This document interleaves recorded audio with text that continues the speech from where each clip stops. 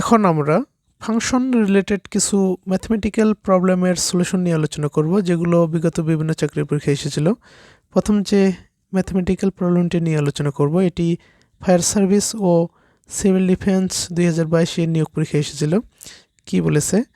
F of x equal to absolute value of x divided x হলে F of -10 কত হবে? এই যে ফাংশনটি দেওয়া রয়েছে, এটা কি একটি এক্স এর ফাংশন, তাই না? এখানে কি দেওয়া রয়েছে? লবে দেওয়া রয়েছে অ্যাবসলুট ভ্যালু অফ এক্স আর নিচে দেওয়া রয়েছে এক্স। এখানে মান বের করতে বলছে কত?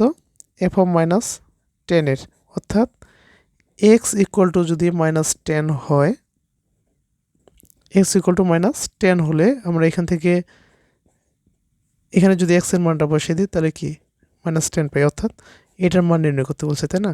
তাহলে এক্স এর ফাংশন কি ধরে রয়েছে? Absolute value of x divided x. তাহলে আমরা এক্স এর মানটা বসিয়ে দিই, তাই না? এক্স এর মান বসালে আমরা এইভাবে পাচ্ছি, অর্থাৎ এক্স এর মান বসাই, তাহলে কি -10 ডিভাইডেড -10। এই যে এই চিহ্নটা হলো কি অ্যাবসলিউট ভ্যালু বা পরম মান চিহ্ন। এর ভিতরে যে মানটা, যে ভেরিয়েবলের মান দেওয়া থাকবে, সেটা সবসময় কী হবে? এই চিহ্নটার জন্য সবসময় কী হবে? সবসময় পজিটিভ হবে। অর্থাৎ এই যে -10, এই চিহ্নটা থাকার জন্য এটার মানটা কী দাঁড়াবে? +10 হবে, ঠিক আছে? এই চিহ্নের ভিতরে যে মানেই দেওয়া থাকুক, সেটা সবসময় কী হবে? পজিটিভ হবে, সবসময় পজিটিভ হবে। নিচে রয়েছে কত? -10, 10 কেটে যায় 1, এই যে মাইনাস চিহ্ন রয়েছে -1। তাহলে এখানে আমরা এফ অফ -10 ইকুয়াল টু কত পেলাম? এই ফাংশনটার মান -1। পরের গাণিতিক সমস্যাটি দেখা যাক। F of x equal to 4x - 4 into x - 7 divided x - 2 হলে এফ অফ 2 ইকুয়াল টু কত? এটা পরিবেশ অধিদপ্তর সহপরিচালক 2007 এর নিয়োগ পরীক্ষা এসেছিল। এখানে এটা একটা কি এক্স এর ফাংশন দেওয়া রয়েছে, এবং এই ফাংশনের যে ভেরিয়েবল, সেটার মান যদি 2 হয়, এক্স ইকুয়াল টু যদি 2 হয়, তাহলে এই ফাংশনটার মান কত সেটা নির্ণয় করতে হবে, তাই না? তাহলে কি এক্সের জায়গায় যদি এক্সের মান যদি 2 হয়, তার মানে কি এক্সের জায়গায় আমরা 2 বসালাম, 4 এক্সের জায়গায় 2 - 7 ডিভাইডেড এক্সের মান কত? 2 - 2, 8 - 7 ডিভাইডেড কি 2 - 2 0, তার মানে কি 1 ডিভাইডেড 0। 1 ডিভাইডেড 0 থাকলে আসলে এটা কি? এটা হচ্ছে ও নির্ণেয় বা ও সংজ্ঞায়িত। আসলে এটাকে আমরা নির্ণয় করতে পারি না। যদি হরের জায়গায় যদি 0 থাকে, তাহলে সেটা কি ও নির্ণেয় বা অসংজ্ঞায়িত বা আনডিফাইন্ড, ঠিক আছে? এটাকে নির্ণয় করা যায় না। এই জন্য উত্তর হবে কি গ।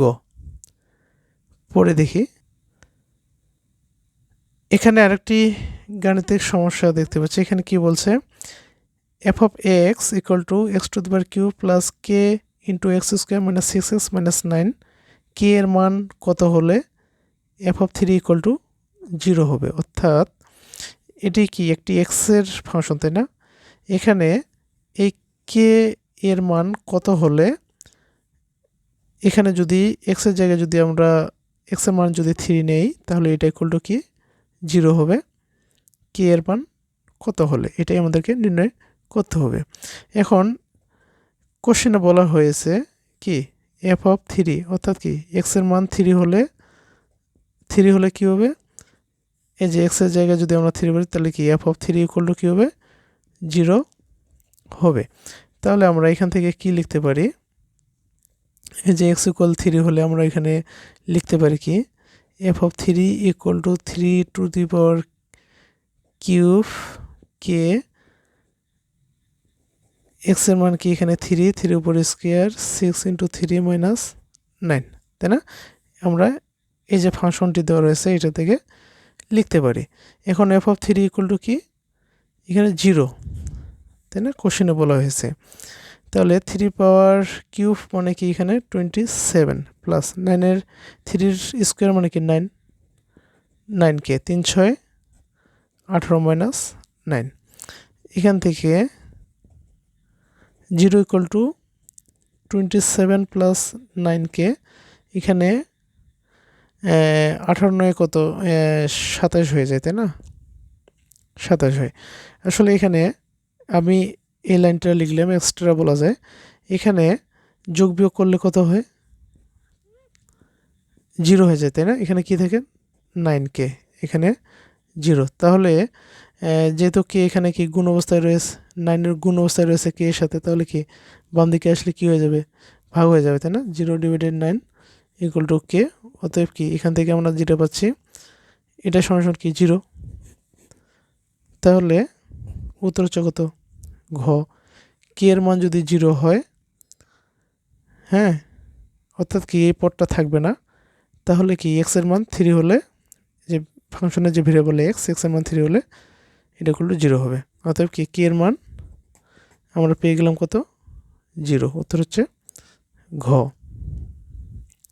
ধন্যবাদ সবাইকে। আমার এই ভিডিওগুলো যদি আপনাদের ভালো লেগে থাকে অবশ্যই ইউটিউব চ্যানেল থেকে বিবি ম্যাথ একাডেমি ইউটিউব চ্যানেলটি সাবস্ক্রাইব করে দেবেন এবং ফেসবুকে বিবি ম্যাথ একাডেমি পেজটি ফলো করে রাখবেন।